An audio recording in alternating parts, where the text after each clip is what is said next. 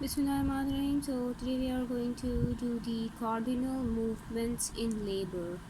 This is important from Tok's point of view. So what is the mechanics of labor? The cardinal movements of head of baby during its passage through the birth canal are called mechanics of labor. It is a continuous process of 7 discrete movements which are described as follows. These are 7 and you can learn it by the mnemonic at fire EDFIERED. So the first E is the engagement, that is the passage of the widest diameter of the presenting part to a level below the plane of the pelvic inlet, that is ischial spine. The second one is the descent, that is after engagement head descends. It occurs by uterine contractions in first stage of labor and by uterine contractions and maternal expulsive force in second stage of labor. Then comes the flexion. With further uterine contraction, head descends and flexes so that it can pass through the narrower maternal pelvic cavity. This passive movement occurs in part due to surrounding structure, helpful in minimizing the diameter of the presenting part. In a well-flexed head, occiput will be the leading part. Then the internal rotation. With uterine contraction, well-flexed head descends and occiput will touch the sloping pelvic floor gutters and rotates anteriorly to come to lie just beneath the pubic symphysis. This is called the internal rotation of the head, which occurs at the level of ischial spine. Extension. With further uterine contraction, head descends and only movement possible at this point is extension. Then the crowning. With uterine contraction and maternal expulsive efforts, head extends and distends vulva. This is called crowning. At this point, episiotomy incision has to be given if required.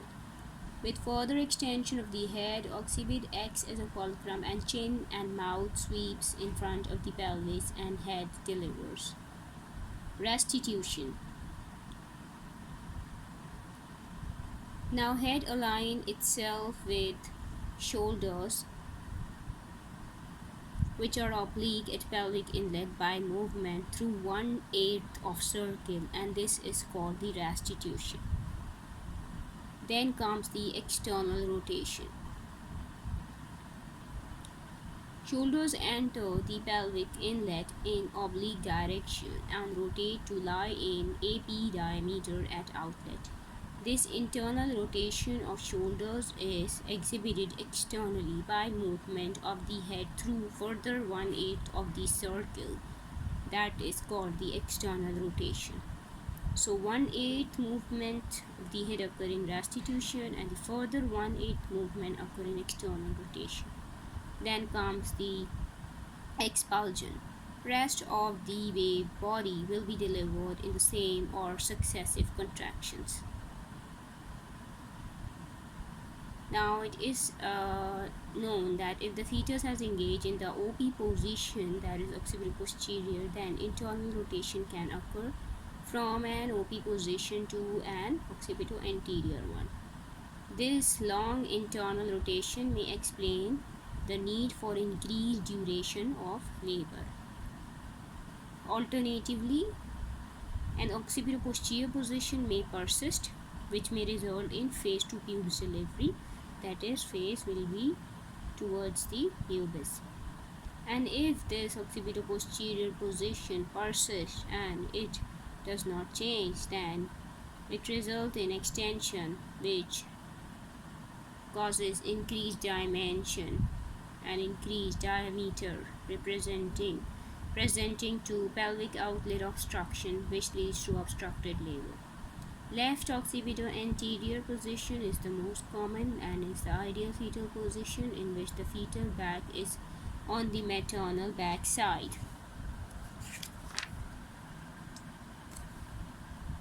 Then the occipital anterior in which the baby's back is directly forward, and in right occipital anterior, which may rotate anteriorly.